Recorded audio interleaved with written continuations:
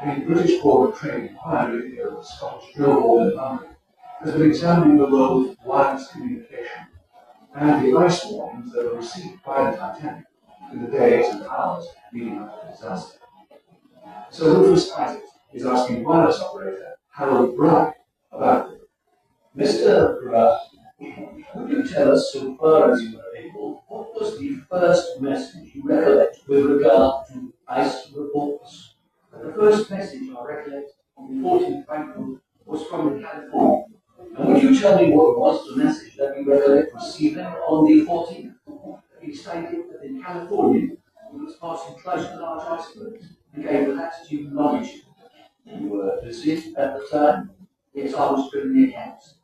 Did you send any message yourself in answer? Yes, I acknowledged the receipt of the report to the California. And then you went on adding up your accounts? Yes, that is correct.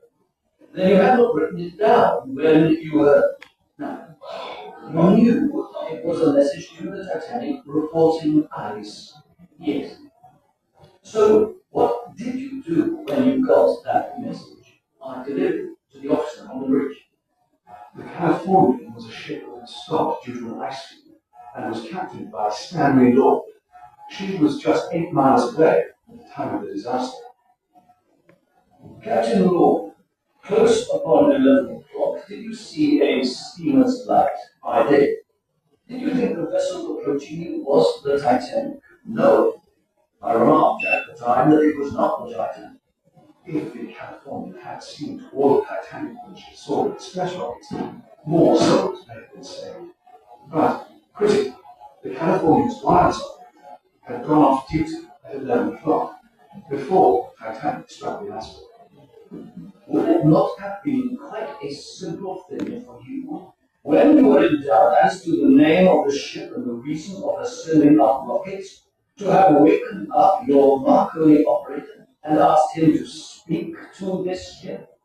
It would if it worried me directly, but it did not worry me. And now, in the light of your experience, would it not have been a prudent thing to do? Well, we would have got the Titanic signals if we had them. And that's the point. There is no requirement for wireless operators to keep their machinery working at all times. The Californian had only one operator, whilst Titanic had two. The conclusion of the inquiry now seems obvious. That in all ships there should be an inclusion of wireless telegraphy, that such installations should be worked with a sufficient number of trained operators to secure a continuous service night and day.